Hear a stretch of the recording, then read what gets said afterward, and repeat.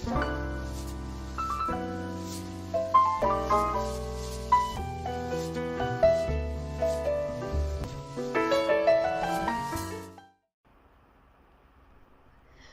up? We're back for episode 4 of How's Your Soul podcast, and today I'm joined with my friend Rozen, and we're talking all about finding safe spaces and what that means to her, what that looks like. And yeah, say hi. What's Rozen. up, everybody? Thank you for listening. Thank you so much, Sydney, for having me. It's been a minute. It has been a minute, and so as I start off every episode, I'm gonna ask you, how are you? How am I? How am I?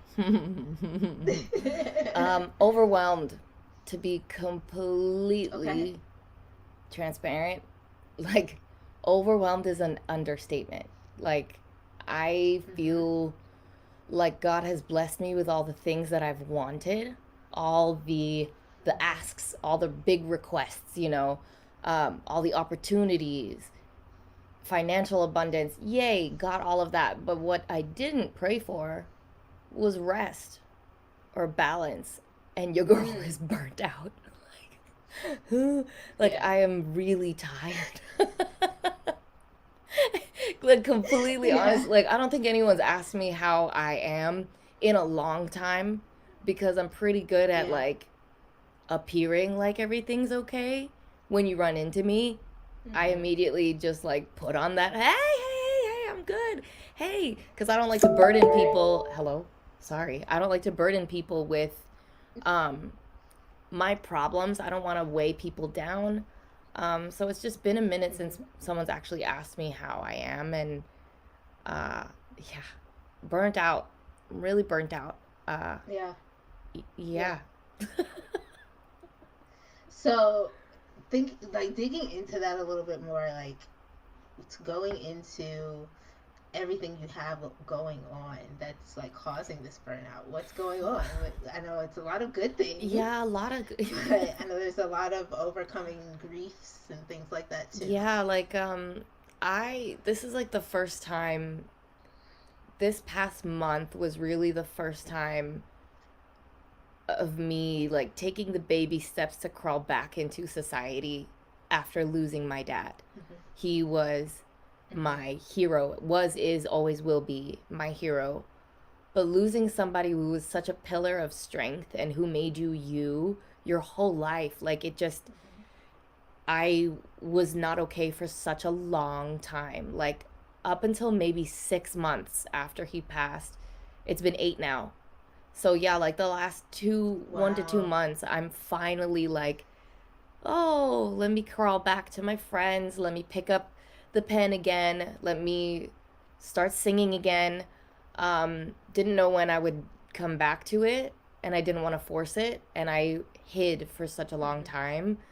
So it's just kind of crazy. Like once I decided to show back up in life, in my faith, in everything, just show back up as a person, as my own human, it's like all the opportunities, and God heard me. I was like, there you are. Here's what's been waiting for you. Let me give this to you. But again, I'm really good at praying for all the things I want. But I forget about me. And I forget that, like, I need some rest. I need balance. What good is all of these blessings if I can't be there to share it with my people? If I'm too burnt out to go grab a lunch, if I'm too exhausted to, go to my girlfriend's birthday, that happens once a year, but I'm just so burnt out and I can't get myself out of bed, to do things other than XYZ, my dreams. So those dreams currently all happening rapid fire. Commercial actress, yay, just got signed to like my favorite agency that I've been gunning for the last 5 years. Ding, got that. Yay. Nice. Completed an album. Great. Ding, yay, rolling all of that stuff out. Having my own content creator business. Ding, having clients there, but also having a full-time job as a content creator at a video advertising agency, being a fiancée, planning my wedding, being a dog mom. How do people do it? Like, how do Yeah. people do this? Because I'm barely hanging on. And, like, Yeah. I don't know how people get up out of bed to brush their hair, do their makeup, have their nails on point so that they could just be that boss babe all the time. When do we have time for ourselves? Like, when? There's so much Right. to do all the time that it's like so hard to take a step back. For myself, I've been really trying to pencil in the time. You know, when people say, you have to make the time. Honestly. Yeah. Honestly. Honestly, like I find myself having to like schedule it in. It's, yeah. You know, I have to schedule in my rest. Yeah. You know, like Yep. no, put your phone on do not Yep. disturb. Yep. Take 30 minutes, write it in your calendar, whatever you need to do, like. Exactly. But like when I feel myself getting that overwhelmed, when I feel myself getting, you know, like you know, that internal stress scream, yes. I'm just like, no, pencil it in. Yep. Exactly. And I shouldn't feel guilty about that. And that's like, I feel like that's my own self-love toxic trait, is I'm really good at putting myself last. Because I'm trying to do a lot of other things first for other people, or or people who need something from me, a piece of information or how to do something. I'll go and give myself to them in that moment and sacrifice what 5 minutes I do have for myself on my lunch break while I'm standing up and eating and shooting content all at the same time. It's like, when aren't I multitasking? Everything I'm doing like bleeds over another thing, and I'm running from one fire to another fire. And like sitting, I feel like my eyebrows are on my freaking fort, like on my scalp, like they're up here, because I'm just like. So, but where does that come from for you? Because I really like to ask that question, because everybody has a similar perspective when it comes to their own life and putting other people before themselves. Where does that come from for you? Honestly, I think I get it from my mom and my dad. I saw them growing up always extend themselves to other people, whether it was, you know, giving somebody a place to stay for the night and opening up our home to them, and my mom and dad having to cook more for them, or like create a space for them in our home when they're exhausted from work and they had to take care of the kids, something like that. Or like if like I just feel like they were always doing. They were doers. Like my dad had this quote that he just kept playing and playing and playing over and over again before a Coca-Cola convention one time. And it was, leaders are doers. He just kept repeating, leaders are doers, leaders are doers. And I was a kid and I was like, leaders are doers. And I think that just got like ingrained in my mental space for such a long time, is like do, show your worth by doing, how productive you are. I think I get that from them. And I think I'm also just naturally a workaholic. I didn't realize it growing up because I didn't really like a lot of the stuff I was doing growing up in school. Like, I didn't like math, I didn't like physics, I didn't like geology. I liked the creative arts, and I didn't become a nerd until I realized, oh, I'm a right brain thinker. That's what I love. That's where I nerd out the most. You know what I'm saying? So it's like, yeah, I just, girl, it's a lot. Like, it's a gift and a curse having the workaholic mindset, because you never know when to put the pen and paper down and like just walk away. I think like sometimes I like to convince myself that being productive for my artistry, like uploading that song, shooting the cover art for that single to be released next week, or styling myself and creating the content and editing it and posting it at a certain time, being that level of productive, I like to convince myself that that's my form of self-love, because I'm putting my artist self first. But it's like, nah, girl. Okay. You're still working. Yeah. You know? Yeah. But I find that interesting, because like I find that very interesting, because you know, going to your one single BBO that's all about switches only, you know, and being independent and doing for yourself and providing for yourself and all these different things, then to go into the softer side of like safe Mm-hmm. spaces, and and even just you talking now about trying to figure out how to have rest and how to Mm, schedule in the downtime, and right now you feeling that overwhelm, not having the balance of the two. mm. Yeah, And it's funny.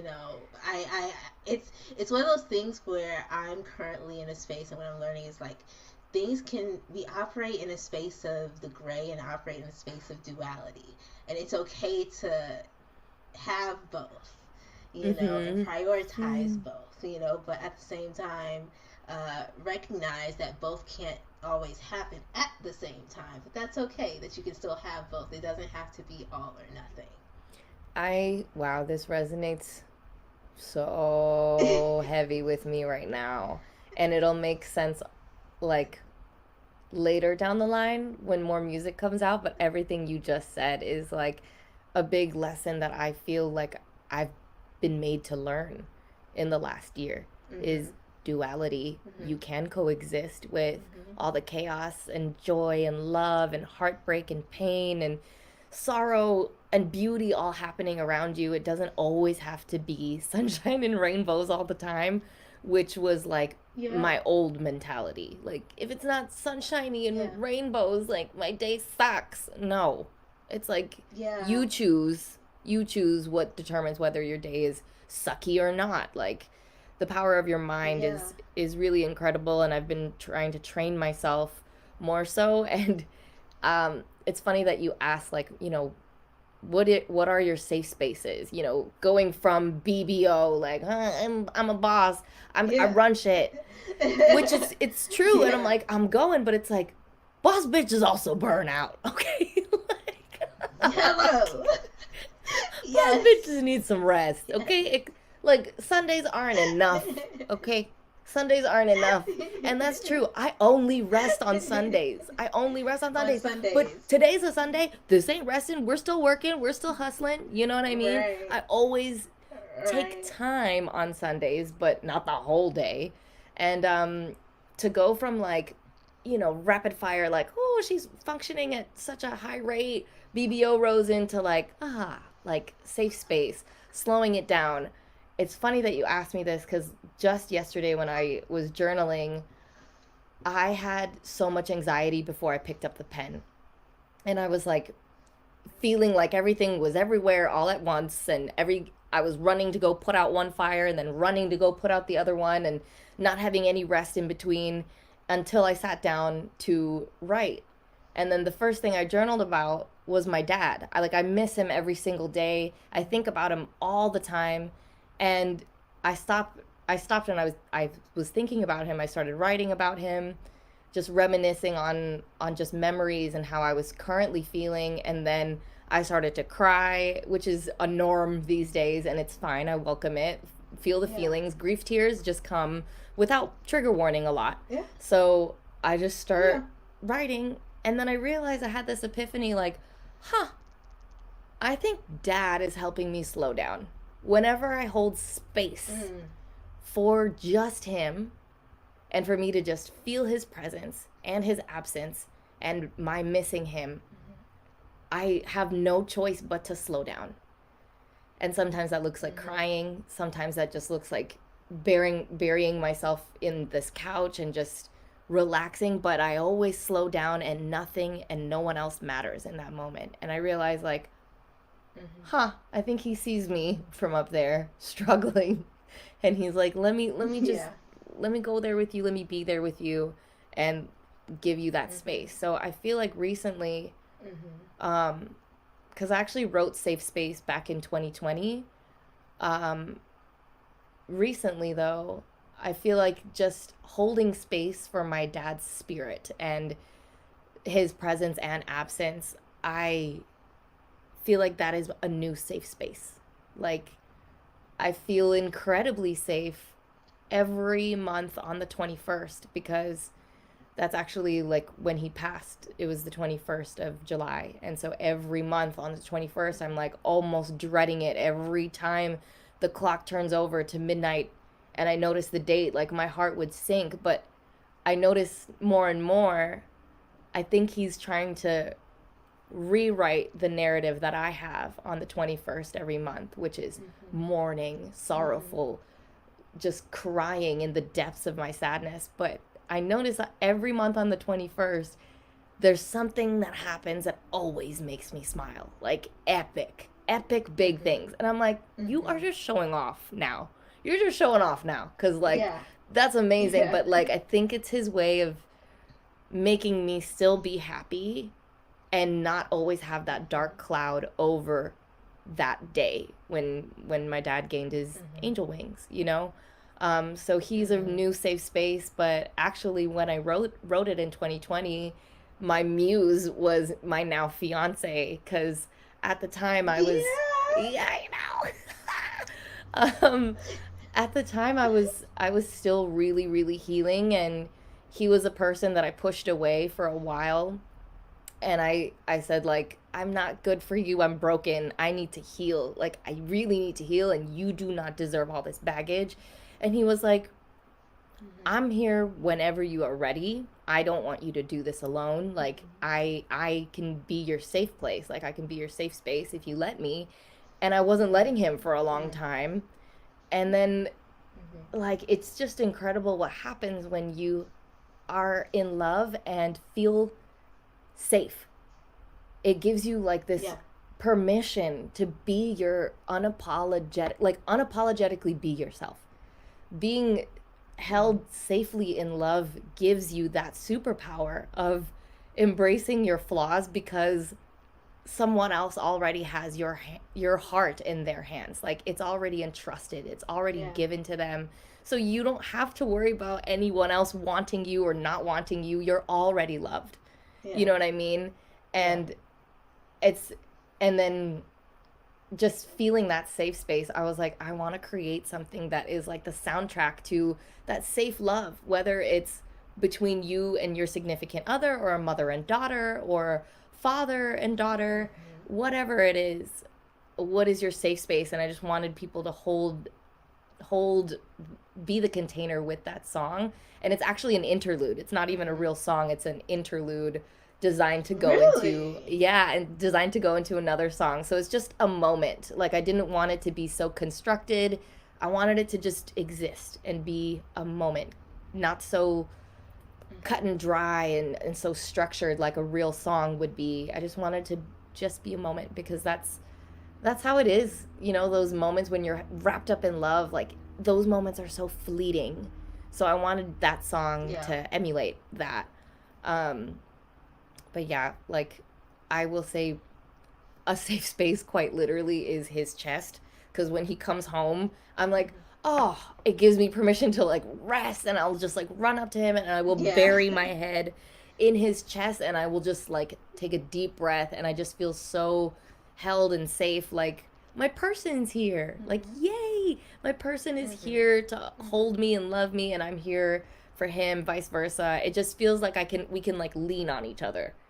You know what I mean? It just feels so much better with him in my life than without, because I don't need him, but I want him, and it just makes everything so much better. And we choose each other every single day. There's no safer love than knowing that your person is choosing you every single day, come hell or high water, good, bad, or ugly. And Lord, there have been good, bad, ugly moments. Like, this guy has seen me through, like, some of my ugliest moments and my most beautiful moments and my most vulnerable and toxic moments. But when you are safe, it's okay to be all of those things. Like, it gives you permission to just be yourself. And like, it's just wild. We need those people. I need that, like, grounding. He grounds me and brings me back to that safe space with just, like, the touch of his hand. Or if we just soul gaze to a song, I feel grounded, you know? And we need that. And girl, he's been gone a lot lately, okay? He's been gone a lot, so I need more grounding, okay? Oh, no. So, knowing you for over a decade, My goodness, I've known you for a long time, but knowing you for over a decade and knowing, a good chunk of your experience when it comes to love, when it comes to dating, um, how much more are you able to appreciate having a healthy love, having safe spaces after experiencing not safe spaces? I can't even say not so safe. Yeah. Literally not safe spaces. Um, how much more has that allowed you to appreciate this new healthy love that you do have? Gosh, to be honest, I feel like I did not know how to protect my energy at that age. What, like 10 years ago? I did not know how to protect my energy. So I welcomed a lot of toxicity into my life and I entertained it because I thought I did. I didn't think that I would have to say no to anybody. I thought I had to please everybody. And in getting everything that I hated in a person, everything that like stripped me of who I was, like I had to know what that felt like. I had to be treated like shit in order to know what I didn't want and in order to know what was wrong because I didn't know what I wanted. So I think God showed me like you don't want this. You want the opposite of this. Yeah. And now it's been a long time coming. At first, it was like, don't love me. I don't deserve to be loved. I'm sure I'm the villain in his story too. So I'm sure I'm not lovable. Like I've had my chance at love. I fucked it all up and I've made mistakes and nobody's going to want me anymore. And then here's this person saying, you are lovable. Let me love you. Like, why are you running away? Here I am showing up. And I'm like, no. Even when we were like, even 3 years into the relationship, I was just trying to like push this person away because I thought it was too good to be true. So my fucked up relationship made it hard for me to appreciate my great relationship even within the first 5 years of it. Like the trauma ran deep. And it took somebody who was a pillar of strength to love me through all of it. People can do this alone. A lot of times, a lot of people go through their healing journey alone, but it's possible that you can do it with somebody else who loves you. But that person needs to be good first. They need to be able to like withstand, weather the storm with you because it is going to be tumultuous. But I gave him one hell of a disclaimer. He's still here. And like, you had I warned you. I was like, I told you. But I'm like, I appreciate it so much more now because like you realize how far you've come from literally having somebody's hands around your neck on your living room couch one day to fast forward to now you're engaged, you have a dog that you love, you have a home together, you're planning your life together, and you feel so held and so supported. Your fight or flight or freeze syndrome is like your walls are down and you can just be. It took a long time, but I will say I think 8 to 10 years after the fact, it's beautiful because I know that I can appreciate this coming from such a dark place. Like the dark was so dark that my light now that I'm living in is so bright. Like I had to go through the darkness and see how fucking dark it was before I was like, oh wow.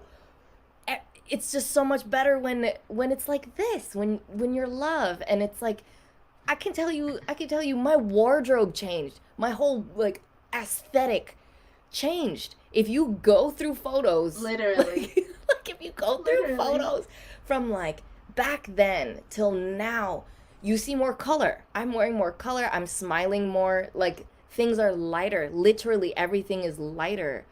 My sound too in my music, it's lighter. I remember having a friend, no, not my friend, my sister. I'm gonna put her on blast right now. She was like, "Man, I love your Pages EP. It's so good." And I was like, "But," I sense a but, and she goes, "Yeah, but it's just really hard to listen to. And I was like, damn. I thought I was being super artsy and shedding my skin, but she was like, I can't wait to hear what you sound like when you're happy and you're healed. And it's just a beautiful, it's just so beautiful because like, my plan worked. Pages was me shedding my skin so that I can start with a clean slate and eventually get to that bright happy place that I don't even know looks like. I don't know what that looks like or sounds like. I don't know what that Rozen is like. But it took a long time, and now I'm finally here and I don't have to try so hard. Just like how we were talking before we hit record, it wasn't my season then. Yeah. Now I feel like it's my season to lift my voice up, and I have like my dad backing me up because I thought my voice was gonna die with him. Like the person who taught me how to sing, the person who's the reason why I sing is gone. What use do I have using my voice now that he's gone? Like, how can my voice exist in a world where he doesn't? How? And then right around like the 6-month mark, I was like really diving into his story, and I realized like, yo, dad was a boss. He didn't settle for anything. He was a self-made man, and he hustled every single day for him to make ends meet every single day. So why am I over here licking my wounds?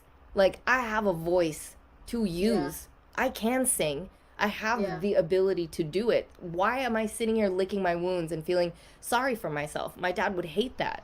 He would be so upset if I put down the mic. So I feel like I have like extra support. Like, I feel like he's always going to be there with me. And before he passed, he actually said like, yeah, I'm always going to be with you on every stage that you sing on. Everywhere where you sing, I sing too. Like, quote. And I was like, I could die right now. Like, I could like it was really hard losing him, but there's so many things to learn from his life and from how it all came to an end. So much has happened, girl, since we last saw each other. So much. Yeah. So digging into that a little bit more, and how we were kind of talking about like the duality of like having grief and happiness at the same time, and going from initially you creating safe space about your now fiance to it now having a new meaning within your dad. How was dealing with the grief at the same time of getting engaged? Because all that happened in the same season. Yes. Like, literally, I got engaged July 3rd. I said goodbye to my dad on the 21st. So, it was within that same month. It was... I didn't think that I would like that. Like, looking back now, I was like, what? I got engaged right before I lost my dad. You would think that I would hate that. Like, you know what I mean? But honestly, I'm so thankful that my fiance did what he did when he did it. And I can't wait to tell you the story. God bless this man. But I felt like I was mourning my dad before he even passed. And we can get back to that. But I felt like I knew it was coming. I saw a lot of signs. And so every night I was really scared that I wouldn't be able to see him on FaceTime the next day. And I was just had this anxiety constantly of like, let me just get home to the Philippines so I can see him, please. Like, please, let's just get there. And you can take him if you want, God, but please let me see my dad. Let us all be there. And we knew we were going to rush over there. We knew I was leaving in a few days. Chris was leaving for tour. He couldn't come with me. And so all these feelings, right? I'm crying every single day. And I had said something, I guess, I don't remember saying this, but I was like, oh my God, I'm so scared that he won't be around to walk me down the aisle, let alone even closer to that. He won't even be here when I get engaged one day, when we announce that we're getting married one day. Like, dad is dying. It's stage 4 cancer. I'm not stupid. There's only so much we can pray for. there's only so much, you know, but like the results, his labs, all of it. And I was like, I was defeated, you know, and you feel wrong mourning someone before they even take their last breath. But like your brain goes there, your heart goes there. And I think my fiance heard that and was like, I don't want that either. I want to be able to like at least have the memory of him knowing like your baby girl got engaged. Like it turns out Chris did propose, because my dad, before he passed, he was like, is he gonna propose? Like, what's going on? Is like you're on going on year 8? Like, is he the one? And I was like, yes, Dad, he is. And it it was I remember that day. It was a Sunday. And he told me to get dressed, and I was all puffy eyed, and he was like, get cute. And I was like, okay, cool. Sunday's best. Let's go. So I get all cute, as cute as I can. And then we have a great day. We go to church. We go to a park where there's this Hawaiian acoustic band, and they're playing all of our favorite cover songs. I was like, this is amazing. Some lady was like, you guys are such a cute young couple. Can we take a photo of you? I was like, yeah, what is this? I feel like I'm in a movie. It's crazy. Then we go to this beautiful overlook, and I'm like, this is gorgeous. It's just us on this like beautiful cliff in Palos Verdes, and I'm looking over, and I'm like, oh, it's so pretty. I look to my left, and there's like this camera guy in all black, and I'm like, wow. I was like, we're in a great place, because look at the nature photographer, babe. And he's like, uh-huh. And I'm over here. I remember I was like this on my phone, like taking pictures, and or no, my phone was in the car because I wanted to soak it all in. Chris is like, where's your phone? Let's take a picture. I'm like, it's in the car. He's like, shit, we need your phone. And I was like, what? So he goes and grabs my phone from the car, and we're taking pictures, whatever. And I'm like, okay, the whole time he's behind me, and I can feel like the pressure and his grip on my shoulders is like getting more intense. And I'm like, you good? Are you cold? Like, it's a little cold. You want me to go get a jacket? And then next thing you know, I completely snap out of it because my phone starts ringing, and it's like a 6-way FaceTime call. So my heart drops, and I'm like, Dad, there's something wrong with Dad. I'm on this beautiful scenic overlook. Okay. Bing, boom, boom, boom. FaceTime. And I'm like, hey. Dad's sitting up in his hospital chair. Mom's like fussing about in the background. My brothers are on there. My sister's tuned in. And I'm like, what's up? What's going on? What's going on? Everything okay? And then everyone's just smiling. And my sister goes, hey. She goes, hey, wow, that looks cool. Where are you? I was like, oh, we're in this really nice overlook, blah, blah, blah. My sister goes, hey, why don't you turn around? I think Chris has a question he has to ask you. As I'm on FaceTime with my whole family, and my dad's like propped up and like watching the whole thing. He could barely lift his head up, but he's watching the whole thing because they propped up his bed. And yeah, and Chris just says, you are my home. Will you make me the happiest man on earth? And will you marry me? And the whole thing was caught on FaceTime, and my dad was just like fist bumping, and like his thumb was up, and he was so happy. And he made a joke like, Chris, no wonder it took you so long. He was like, it would have taken me 10 years to save up for a ring like that. So it was just so sweet. He was clowning him, but in the best way. And it was so many emotions. Like, surprisingly, the grief hasn't robbed the joy from that moment. Like, it's so joyful. It's so precious. Like, that moment in and of itself, I had my whole entire family on a call, and they got to witness this huge moment. And my dad got to be laid to rest knowing like, my youngest is taken care of. She's with the love of her life. Like, I know this man has served me in my final days. So I feel like my dad really needed that. He was just checking off everything, like saying goodbye and like making sure to cross all his T's and dot all his I's.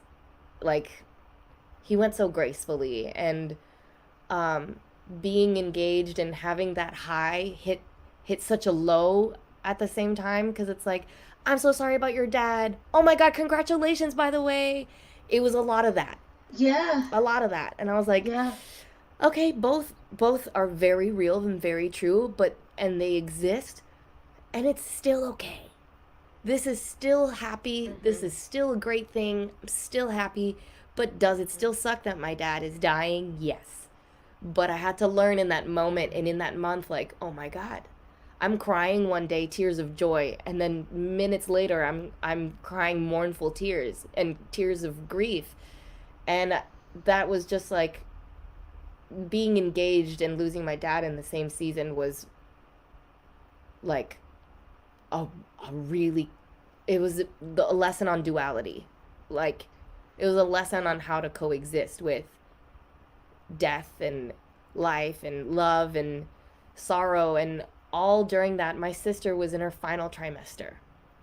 And oh my goodness. yeah, Wow. about exactly like a few days ago, a year ago on that day would have been the day that we called them to announce that my sister was pregnant, and she held up the ultrasound and everything, popped up on my memories, and it like really killed me that day. It took me out for a good chunk of the Yeah. morning because I just see there. I took a screenshot and it's like my mom crouching down like this, and my dad in his scrubs, and he's like in disbelief that his daughter is pregnant, and it was beautiful. And during this season, all in July, I'm looking at my sister who's about to pop, whose daughter they're naming Veronica. My dad's name is Ronnie, so they're calling her Ronnie for short in honor of him.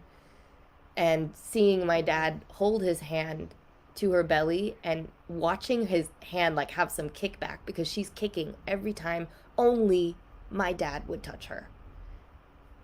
I was like, that is a connection. Like, I don't know what you believe in or what you don't, but there is something bigger than us at work. Always. Always. And like, there is a connection for that. There was, anytime we would pray over him, she would start kicking inside my sister's belly. There was like certain things that were just happening, and it was just a testament to like, God's present. God hears you. So Yeah. even if Yeah. there's death, birth, God is still worthy and he still hears you. So like keep praying. Doesn't matter what happens. Seeing all of that, being engaged, losing my dad, having this newborn baby niece like just ready to greet the world. It was a lot, and it was a crash course Yeah. on, girl, not everything is sunshine and rainbows. Not everything is sunshine Yeah. and rainbows, but life can still be great in a midst of chaos. Yeah. And that really, that was my July. It was, my eyes were this huge the whole time. Eyebrows on Yes, your like the, forehead. yeah, but like now looking back, it's like I can't believe I made it through that. Like I I can't believe that. Um, Looking back, I'm still thankful for how everything happened. Like it was like a movie, and I really do believe that God gave us those moments. God gave us those moments because there was a time where we didn't even make it back to the Philippines yet. We were still booking our flights, still scrambling. That flight last minute is not cheap. So Right. so we were pulling out all the stops trying to get there without letting dad know that we were getting there. We just wanted him to just focus on like, hold on, we're coming. We don't want to let you know when, but just hold on. Like it was just God really gave us time because we were able to serve my dad in the last 2 weeks. We were able to wean him off of his medication. He was like, I don't want any more blood. I don't. Give it to other people. I don't want it. I don't want any more food. I want to go. I want to start going. All my kids are here now. I can start going peacefully. He started saying like, by around day 15, I'm probably going to start losing my mind a little bit. So bear with me. Like if you're going to try and talk to me, I probably won't be as sharp, but I'll still listen to you. He was preparing us like for all these things. And like I just feel like God really held our family and gave us so many more moments together from us getting on the same flight. Literally, I flew from LA. My sister flew from Chicago. We met up in Canada on a connecting flight on the same flight. Then we had a connecting flight to Manila, and in Manila, we happened to pick up my sister-in-law who was flying in, and I was like, "Oh my God, I didn't know you were on this flight." Then we all got on the last connecting flight to General Santos City all together. And it was just like, God was like, no, ain't nobody got time for this. Like, y'all need to get there. Like, let's put you all on the same plane, and y'all are gonna get there at the same time because your dad deserves this. I don't know how that happened. Nobody planned that. Everyone scrambled to just get the first flight out, and we all happened to like. It was like those barrel monkeys. We just kind of grabbed one another as we went, and even the day that he passed, we had finished a whole praise and worship and playing the guitar and singing as a family and live streaming mass, and it was the Good Samaritan. And I was like, gosh, all of this message sounds like my dad. It's very fitting. And then as we are wrapping up the prayers, as we have nothing else to sing, nothing else to pray because we prayed everything, that's when his levels started dropping. Only then. And I was like, oh my gosh, I think it's happening. I was like, it's happening. And I don't know if you remember seeing this on my close friend's Instagram, but I was like turning to my close friend's Instagram and like updating you guys because I couldn't go through it alone. I was the one alone with him when the doctor said, it's time. Today's the day. And I was actually wearing my mom's clothes because my mom was the designated watcher, and she was delirious and needed sleep. And she was like, can you please trade places with me tonight? And I was like, yeah, go home and sleep. She went home. The next morning, that's when her husband was passing, and I'm the one laying in her position in the hospital room, and the doctor is like, wait a minute, like, you're not Mrs. Lalas, like, but you're wearing her clothes, but whatever, I'm gonna turn a blind eye because whatever, it's fine. You can be here for your dad. And I was there when they told us, like, it's only a matter of time. His levels are critical now. You need to call the family, have everyone come in. It was time, like, was such a blessing. God gave us so much more time. When he could have died when he ran out of blood bags. But then I believe by the grace of God, he got delivered 9 blood bags by midnight that night to help extend his life. And for us to get on the flight and see him the next day. Like, my faith was reinstilled during the darkest time of my life and during the greatest loss of my life. I feel like I turned to God, like, way more when I was without and when I was the most heartbroken, And he is the God for the most heartbroken. He's with us every step of the way whenever we're going through that pain, and I feel it so much lately. And you'd think that you'd lose faith when you lose someone so monumental in your life, but for some reason it's made me a better person. I don't know how, but I feel like a better, more whole person with a greater perspective on life, Dang, where's my Kleenex? After all you, baby.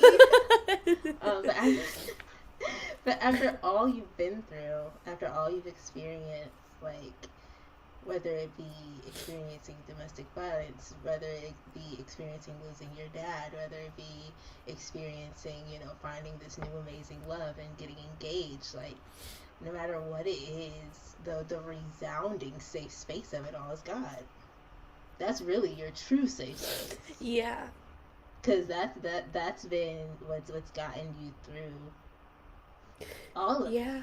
Truly. Honestly, you said that, that's the point that I wanted to revisit with Safe Space, is falling in love with someone who holds me in my safe space.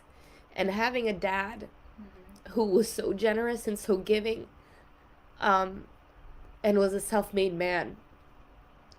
I see God in them, like, and it made me realize, like, reading the Bible again. I'm going through the Bible again this year, and I'm realizing, like, it's the story of us as humans. It's just us. We're always gonna be the same. Even back then, we were just as selfish, just as two-faced, just, you know what I mean? Like, just as deceitful. Yeah. Lie, cheat, steal. Yeah. We're all the same. And, like, hearing what I said about having someone see you for exactly who you are, that's God. God's always been there. Mm-hmm. But I didn't find him. I didn't hold space for him as much as I do now until I saw God in other people. And I didn't realize those characteristics have always been God. You know? Mm-hmm. Gosh, I'm sorry. It's on a Palm Sunday too, girl. Don't apologize. Don't apologize. This is what it's for. Yeah, I admire you a lot, and just your perseverance through it all, and the grace you carry with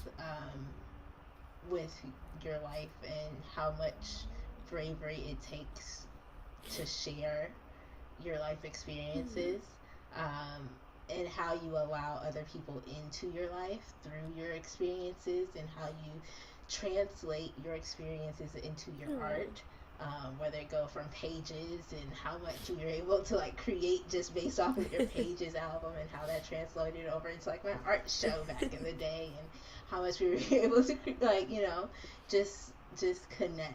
And I think that's the beauty of it all, when we are going through life and we're experiencing those not so safe spaces, or we are finally getting to experience those safe spaces, being able to share your experience really allows other people to give them kind of like stepping stones on how they can go on and about their journeys themselves. Because I can only imagine how many people have found you or resonated with you or connected with you based off of pages. Oh yeah. Wow. Versus how many people have found you or connected with you or resonated with you based off of, you know, dealing with grief and losing a parent. Or even just on the positive side, how many people have been able to connect with you and celebrate with you in your happiness of getting engaged. You know, but if we don't share with the world, if we aren't able to be brave enough to put ourselves out there, we have no idea who else we're helping. Yeah, thank you so much for saying that. You said something that gave me chills, and I smiled and immediately thought of my dad, because his advice to me, his last parting advice to me, specifically and only me, was do life with grace. He was like, give yourself more grace, kiddo. I was like, what? I'm not graceful? He was like, you like to he's like, you like to go. Ever since you were little, you wanted to do the right thing all the time. I was like, really? Since I was little? He was like, yeah, we called you Little Miss Adult. Like, you were this little chatty little adult. And I was like, what? That was me? And that made me sad, because I was like, oh my gosh, I've wanted to grow up so fast my whole life. And no, like, we need to stay kids forever. Either maybe I'm just a big kid, because I don't feel like, I think I'm just a big kid, and you don't age in that. And, you know, like, pull a Peter Pan and just, you know, sit in your youth and thrive and do things that make you happy and feed your soul. I think that's what ultimately makes us feel vibrant and youthful, is doing what we love and not doing things that, you know, bog us down or feel forced. And I think also doing things scared is a big motto. You said something that made me put a bookmark in this thought, and I was like, I've been doing a lot of things, but I've been doing them scared. Like, scared as shit. I'm doing it scared. I'm scared to shoot a music video featuring me and my actual fiancé. Is this gonna jinx me? Is this gonna jinx our relationship? Is this corny? Are people not gonna resonate with this? Whatever, I'm scared. I'm gonna do it anyway. 5, 6, 7, 8, and you just go. 5-second rule, go. Right. And I think, like, when you burst through that resistance, or that 6 seconds where you're sitting in your limiting beliefs and you're like, nah, girl, you can't do it. That sucks. That idea sucks. You don't have the resources. You don't have the money. No one's going to listen to it. No one's going to buy it. No one's going to look at this post.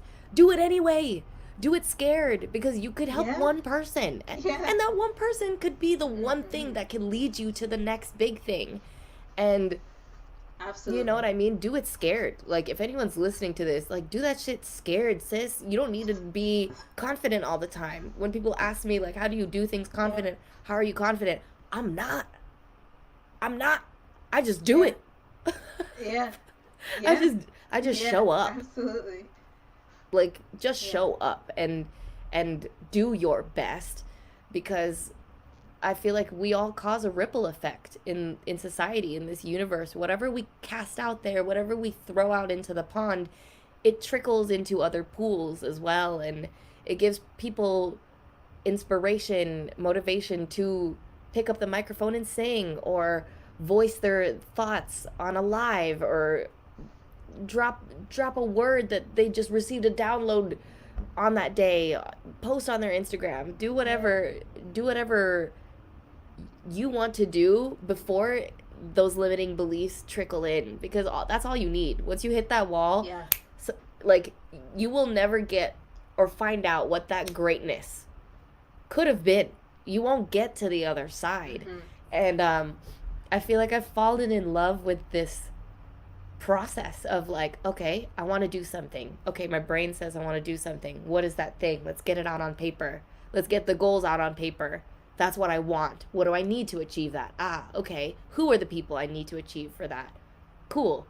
Let's just do this then. And then you put it out there with the Yeah. intention and the attention it deserves, and don't even think anything of Yeah. it. And it's crazy. Opportunities come. For example, Mm-hmm. that on-site Make Spring Hill feature um, that I was just on, they announced that they were featuring me as the first episode on, get this, The the 21st. 21st. And guess what song I'm singing? The song I wrote about Dad. I was like, you just showing off. You're just trying to get everybody to hear this song. But I was like, big Right. things just happen. And I'm like, huh. I just put out the energy. I didn't expect anything, but the attention and intention was there. And I feel like I was ready to receive it. And I got a message from a friend of a friend who recommended me for that opportunity. They loved me, and then they brought me on, and I asked them, what song do you want me to sing? In My Feelings wasn't even fully recorded yet. It wasn't even fully mixed or mastered. They were like, that one. We want that one. Mm-hmm. And girl, I was going to sing Bed of Lies. I was going to sing an oldie, something that everybody knew. They were like, nope. Really? Yeah. They're like, we want this song. And I was like, okay. I was kind of like, are you sure? I've never sang that before in my life. You're Mm-hmm. going to make me sing this song I wrote about my dad on, like, TV, damn near? What? But I did it Yeah. scared anyway. I was scared shitless, but I was like, please, Dad, please don't let me cry on this. I only get 2 takes. Please don't let me cry. So that Mm-hmm. that happened, and then that led me to another opportunity, which I can't discuss yet, but somebody saw me on there and wanted to book me for another performance opportunity, which is a great performance opportunity on a big platform. And was just I was like, what? How did that happen? Yeah. How? And it's just, That's it's, awesome. you know what I mean? Like, when your energy is there and you Yeah. just do something from your heart, it sends out those magnetic waves for you to receive said blessing, you know? You know? Yeah. Yeah. And so, for somebody who will do two of these, for somebody who isn't necessarily in what they consider to be a safe space right now, Mm. what is some advice you can give to them? Oh, gosh. If they're not in their safe space right now, I want them to do this exercise that was told to me when I wasn't in a safe space. Grab a notepad and paper and write down until you can't write anymore all the things that make you happy. It could be a dog, it could be jewelry, it could be the beach, it could be plants, it could be, I don't know, Friends, the TV series, doing your hair and makeup, whatever. Mm-hmm. Write it all down. Just brain dump it all on a piece of paper until you can't think of anything else that makes you happy anymore. And look at that list and do something. Do one thing. Maybe you play Russian roulette and you put your finger on one thing and it's like, plants. Oh, I love plants. Go out and get yourself a plant. Treat yourself to a plant. Or go throw yourself in nature with lots and lots of foliage and greenery, and just be in your element. You know, play to your aesthetic, play to your senses. Your senses, like, what are your most powerful senses? I think for me, mine smell. So if I smell something that makes me feel like a safe space, like a candle, shout out, candles, come on. Um, but when I smell something specific, or when I'm visually stimulated by like waves, I'm instantly in a safer space. Like, I'm instantly more calm. Yeah. My nervous system is in a safer space. My mindset is in a safer space. So knowing what you love, writing it down, and surrounding yourself with those things helped me find out what my safe spaces were after not knowing what they were for a long time. Being in a tumultuous relationship really stripped me of everything that I thought I knew about myself, and I was just like this blank, empty shell, and I didn't know what I liked. A friend of mine was like, let's go shopping. I was like, I don't know if I want to go shopping. She was like, are you crazy? Are you? Because you love to shop. So let's go. Because you love to do this. Yeah. Like, let's go. And have your friends, your true friends, remind you of your safe space. Sometimes when we're sitting too close to something, you can't see the big picture. So having a good friend know who you are, your quirks, what really thrills you and what really makes you smile. I think like that's a great time to lean on your friends when you are in need of a safe space. Maybe they don't need to be it, but they can help you understand what you like, so you can come back to yourself in those moments. Yeah. Awesome. And then next question, for someone who may be dealing with grief, or dealing with, the duality of experiencing something that isn't so great with something that is great. What's some advice you can give them to finding the light, or holding on to the happiness in a situation? I would say allow yourself to feel the grief whenever it trickles in. Allow yourself to be the container for that moment, because you can let it pass you by and you can suppress it, but it's better to feel in that moment, and you'll do a lot more growing in that moment than when you suppress it. Feel it, and should it ever coincide with something joyful, don't allow your grief to rob the joy from the thing that's making you happy. Allow it to coexist, and give joy its moment. Give joy its flowers. Give it that time. Yeah. Sit in that moment, because you can feel when you have a happy moment turn sad. You know? For example, I'm not going to say who this was, but I had someone really close to me say, I was watching Hook the other day, and that's a good childhood movie. He was like, I was watching it the other day, and I was really happy, and then all of a sudden I turned really sad, because I realized this was the film that we watched as a family all together, and now we can never have that moment ever again. We'll never have that moment ever again. And I was like, you just turned that memory like from happy to sad. And I feel like it's so easy for us to do that, right? But it is the power of your mind. You can put a stop to it if you just choose. You choose to allow those moments to remain happy. And then you can choose to hold space for your grief. Your grief doesn't need to be the dark cloud that rains on every aspect of your life. It doesn't. And I can tell you, it's taken me 8 months to learn that. 'Cause I was have you seen Inside Out? The movie Inside Out? I was just about to say that. Oh my gosh, I love you for this. I was literally just about to say Okay, we're gonna go there. It's like, don't let the little blue sadness, girl. Listen. Don't take over your yellow happy. She'd be like, okay. As I'm wearing blue too. As I'm wearing blue. How funny. Right. But I try. True. I'm trying not to let little sadness come over to all my joy marbles and turn all my yellow marbles blue. I have to I Well, can't. but then But then the beautiful thing is, at the end, they understand that a marble can be both blue and yellow at the same Exactly. time. Emotions can Exactly. mix. And so for the longest time, I felt like, you know how they have like the land, right? Land of imagination, creativity. I felt like I had my Yeah. land of me and my dad, right? Like all my memories, me and my dad moments. Had this whole land, like ding, ding, ding, ding, ding, all happy amusement park. And every time this bitch sadness came over and touched my joy marbles, I felt like my mom or my dad world, my me and my dad playground was like crumbling.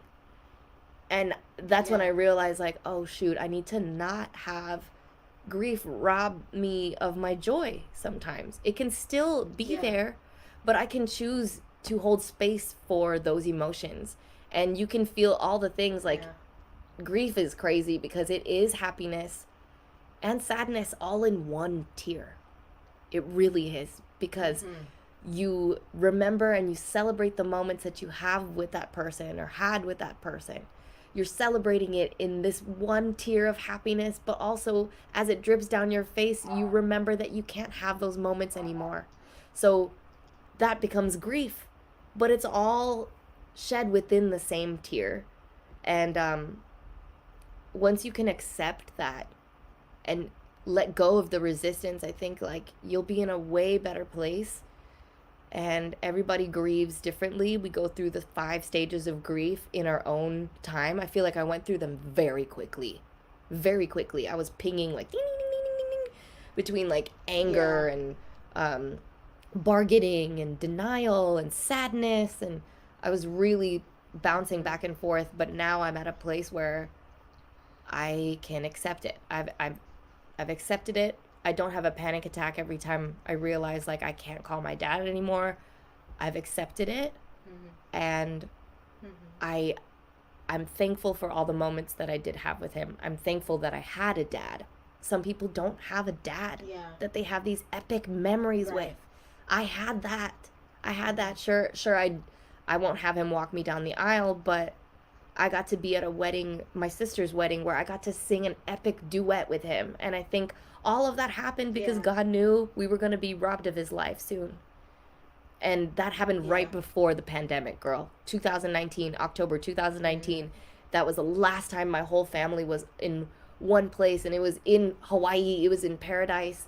And my dad and I were singing and laughing, and he stole the whole show. And it was just crazy because everyone was giving him flowers, like giving him leis and flowers. And I remember looking at that moment and being like, don't think too far into it. People are just giving him his flowers. But it's just crazy looking back at it now because it's Yeah. like that was the last time everyone got to see him thrive.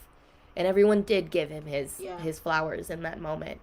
Um, so Mm-hmm. yeah, is about grief is a journey, and it's not about something you can get over. That's a big lesson too. Yeah. It's not a Yeah. chronological thing. It's not a there's no template, there's no checklist that you're like, okay, I've done this, and this. I still feel like shit. What's happening? Because that was me within the first six Yeah. months. Like, okay, my Virgo Mm. came out, and I was like, how do I heal? How do I heal? How do I not feel this anymore? How do I do this? But you can't do it. Yeah. You can't. It's in your own timing, and it's Yeah. for you. The healing is for you. Nobody else can tell you what you need. Mm-hmm. You have to go through it, but allow your emotions to lead you. Allow your emotions to lead you and feel everything. And I would say have a support system to hold you, um, because you can't allow yourself to downward spiral. Sometimes people spiral so hard that they don't even know how deep they've gone. And having a sense of faith, having a sister, a brother, a best friend, someone to check on you and to monitor how you're dealing with your grief and how you're expressing it. I think that is such a huge help. And this is also a lesson for myself. Don't push these people away. Don't do it. Don't push them away. Yeah. They are there for you. Sometimes I look up and I'm like, nobody cared about me. Everyone forgot my dad passed away and I'm a mess. It's like, no, girl, they're all right there. you didn't open the door. There are times people showed up at my door with soup, with tissue, with just themselves and a dog just to cheer me up, and I stayed inside because I didn't want to be seen. But let your loved ones love you during your grief. Mm. Just because you don't have that one Mm-hmm. person that you loved so dearly, don't be so quick to push away the people that are actually able to be there for you, because time is not promised. Yeah. Tomorrow's not promised. It's really, really not. Mm-hmm. Yeah. So that's good. That's good. And so after all that you've been through in this current season that you're in, how's your soul feeling? How's my soul? I